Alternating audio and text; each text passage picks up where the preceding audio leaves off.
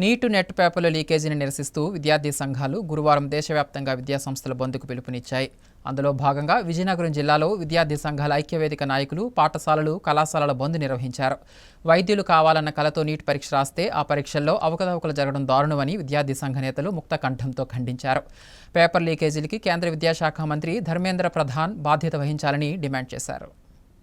Neat net పేపర్ల లీకేజీని నిరసిస్తూ విజయనగరం జిల్లాలో విద్యార్థి సంఘాలు నిరసన చేపట్టాయి. గురువారం దేశవ్యాప్తంగా విద్యాసంస్థల బంద్కి విద్యార్థి సంఘాలు పిలుపునిచ్చిన నేపథ్యంలో విజయనగరం జిల్లాలో కూడా విద్యార్థి సంఘాలు సంయుక్తంగా బంద్ నిర్వహించాయి. విద్యాసంస్థల బంద్ అనంతరం జిల్లా కేంద్రంలోని కోట వద్ద విద్యార్థి సంఘాలు తమ నిరసన వ్యక్తం చేశాయి. దేశవ్యాప్తంగా ఎంతో మంది వైద్యులు కావాలనే కోరికతో నీట్ పరీక్షలో హాజరు అవుతారని, అలాంటి ప్రతిష్టాత్మకంగా నిర్వహించిన పరీక్షలపై అవకతవకలు జరగడం దారుణమని విద్యార్థి సంఘాలు ఆందోళన వ్యక్తం చేశాయి. కేంద్ర విద్యాశాఖ మంత్రి ధర్మేంద్ర ప్రధాన్ బాధ్యత వహించి సిట్టింగ్ జడ్జితో విచారణ జరిపించాలని డిమాండ్ చేశారు. ఈ నిరసన కార్యక్రమానికి student federation of India Vizianagaram జిల్లా అధ్యక్షులు రాము, కార్యదర్శి వెంకటేష్, ఏఎస్ఎఫ్ జిల్లా కార్యదర్శి నాగభూషణం, ఎన్ఎస్యుఏ జిల్లా కార్యదర్శి గణేష్, పీడీఎస్ఓ నాయకులు రాకేష్ నాయకత్వం వహించగా వివిధ పాఠశాలలు, కళాశాలలకు చెందిన పలువురు విద్యార్థులు పాల్గొన్నారు. Long term, short term coaching తీసుకున్నటువంటి విద్యార్థులు 23 లక్షల పైగా ఈరోజు భారతదేశంలో మొన్న 5వ తేదీన ఎగ్జామ్ రాశారు.